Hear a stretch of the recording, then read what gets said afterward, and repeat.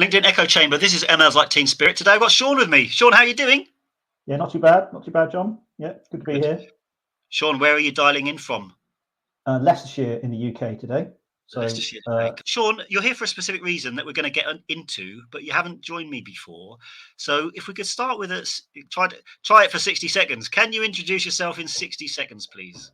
Okay, Sean Duffy, and I run a company called Segmentum, which is a CRM agency. Our kind of strapline is helping people go from spray and pray to precise and predictable. We also have a tech platform called Reignite, which is an email personalization platform to help you get really precise, accurate results of product recommendations in those campaigns. But my background is I've been in the email marketing world since I think 2002, including 10 years for an email startup, email marketing startup. So I like to say I've been sort of in that sort of world when campaigns were sort of in black and white, because things have changed and I suppose not changed over that time. But yeah, and I've worked client side, I've worked now a vendor side, and of course now doing our own things. So I've got quite a broad experience of the world of sort of CRM. Good. Well, Sean, let's get into your specific topic, because I hunted you down to speak about something. So this is a show for people to talk about data, those who work with data. My background is in the area of machine learning, and there's a topic in there called causal impact or causal machine learning. The way I explain it is, in regular machine learning, you're trying to predict something that happens. Causal machine learning is about how do I try and predict something that happens, taking into account what would have happened anyway. So like an ambient level of sales or an ambient level of something.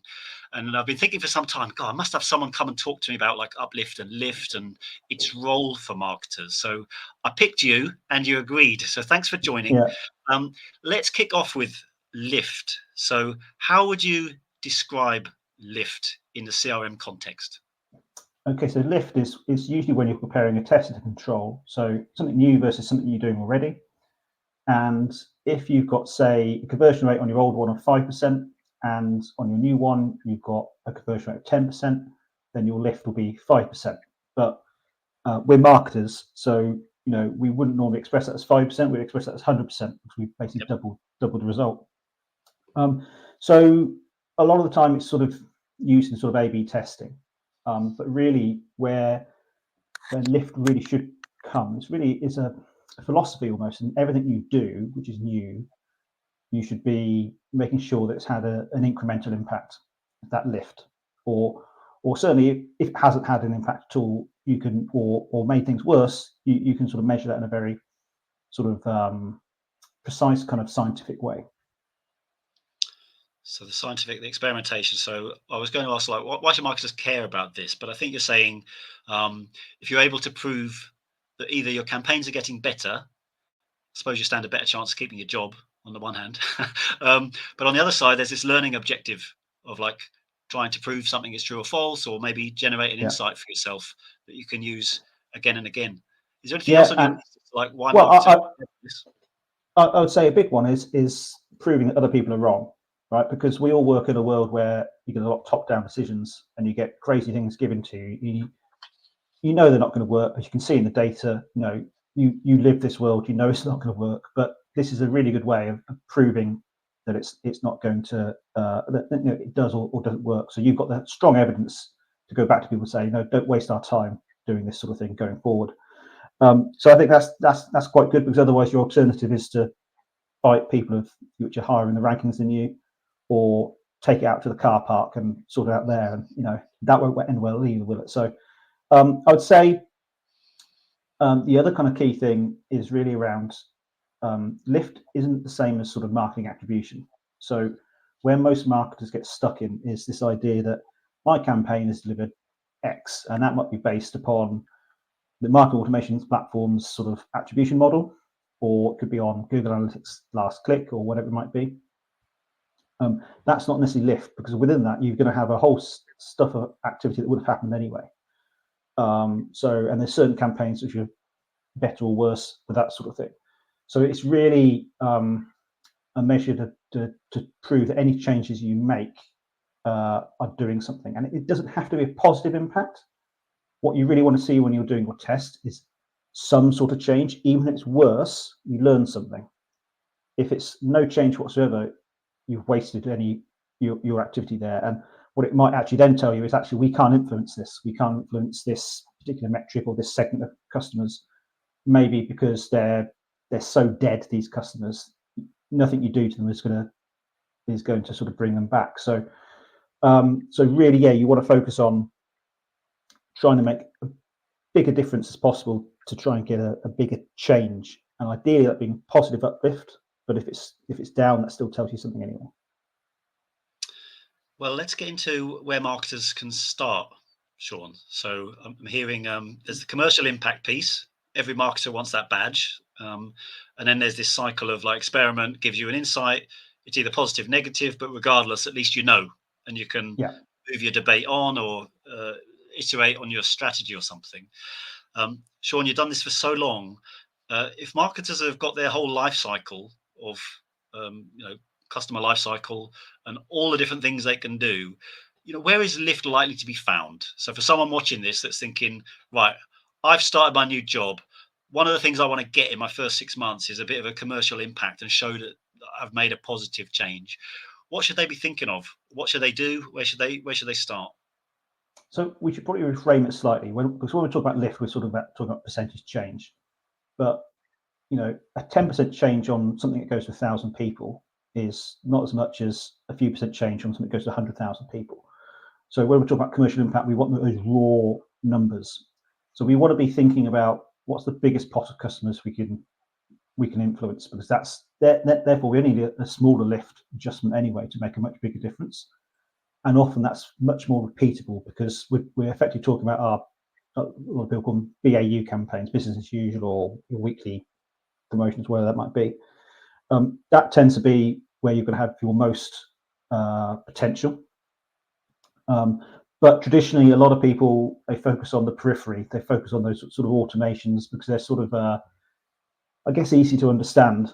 But I would say other areas where you'll get more of a lift, you'll probably see more of a lift in terms of your less active customers or your lapsed customers. Your active customers are going to be, if we're talking about a retail environment, they're shopping anyway. So they're actually less likely to respond in terms of lift to your campaigns. They might look good on your attribution because they're clicking through from emails anyway and buying. But those lapsed customers, you might see a bigger difference there.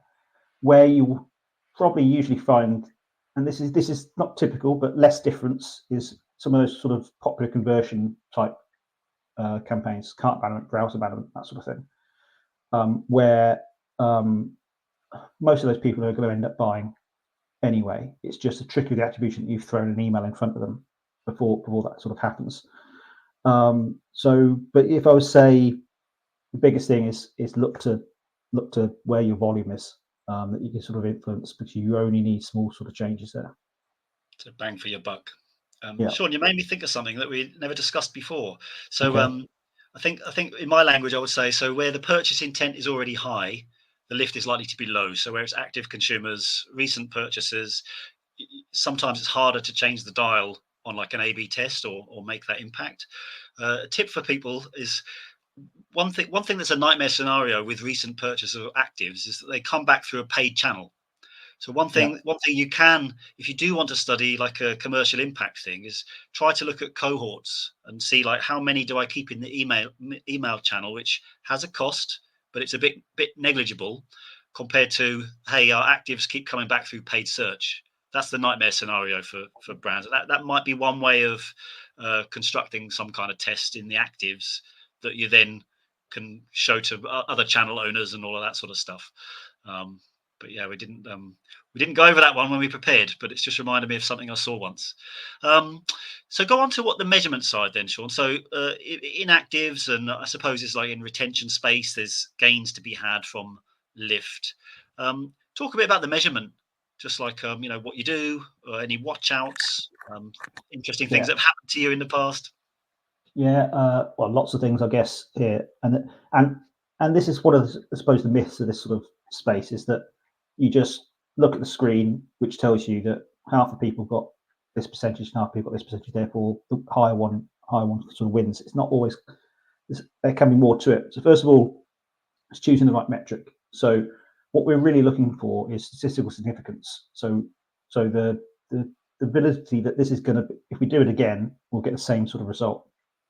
Now, a lot of people take the right attitude that, okay, we're interested in conversions and revenue, so that's what we should be optimizing on.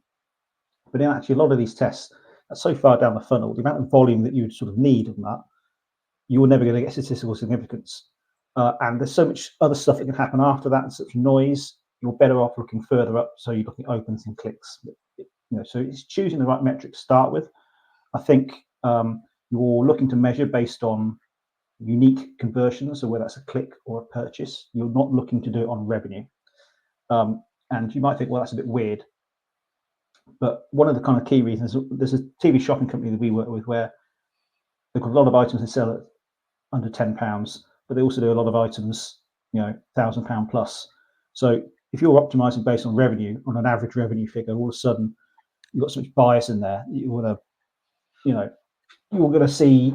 end up picking the wrong result if you do on that. So it's purely based on have they done this or not done this, and that's how the statistical significance calculations are done anyway. So it's a yes or no, not how many. Other things to think about, so many, but there's things like if you're sending an email, a new campaign that you've got, and you're testing that flavor, but your control is, well, we didn't have this before, so we're not sending anything. Then you'll bring into the mix the challenge of, well, is it the new stuff that we did, or is it just because we sent another email? Which was it which delivered any lift that we're going to see there? So you've got to really be thinking ahead of time, in quite detail, planning your tests to make sure that there aren't any of these sort of other things which are going to skew the results. There might also be things like if you're promoting a discount code versus, discount versus no discount. Are you actually just bringing results forward, or are you actually delivering anything incremental there? Because a lot of people, they get a discount. I was going to buy anyway in a month's time, but I'll spend that money now because there's a discount on it. So you then got to think about, okay, well, how long do we do the measurement for? Do we keep it for a month, 2 months, or so on to see success? Also, there's this idea that particularly if your CRM program is a lot of email activity, and you're testing something like a new newsletter style or something like this, if you've been sending the same damn thing to them for the last 2 years, and they get something new in their inbox, is that going to work better because it's better, or it's just new and different and freshness and stuff? So are you going to have the problem where actually over time, you won't see the same sort of results? And a good example of that is if you change the from name on your campaigns, you'll see an immediate spike, quite a big one as well, maybe 20% uplift in opens and clicks. But I guarantee in a month, 6 weeks time, that'll be back to where it was again, because it's that freshness impact is sort of worn off. Sean, here's the good news. You've survived your first interview with me. We're about to hit good. time, Sean. So look, that last part, what I thought was most interesting there as a takeaway is kind of often comes up, how long should we measure this for? And I suppose you're saying, give a bit of thought to purchase cycle, particularly with discount campaigns. Could you be bringing something forward and therefore it doesn't really have any incremental impact? And what was the other one? Novelty. Yeah, so it's just new. Therefore, it attracts some attention for a short time period. They would be good cases to lengthen your horizon that you're maybe measuring your test, these sorts of things. Sean, thanks for participating. Thanks for your insights. And ladies and gents, this has been ML's Like Teen Spirit.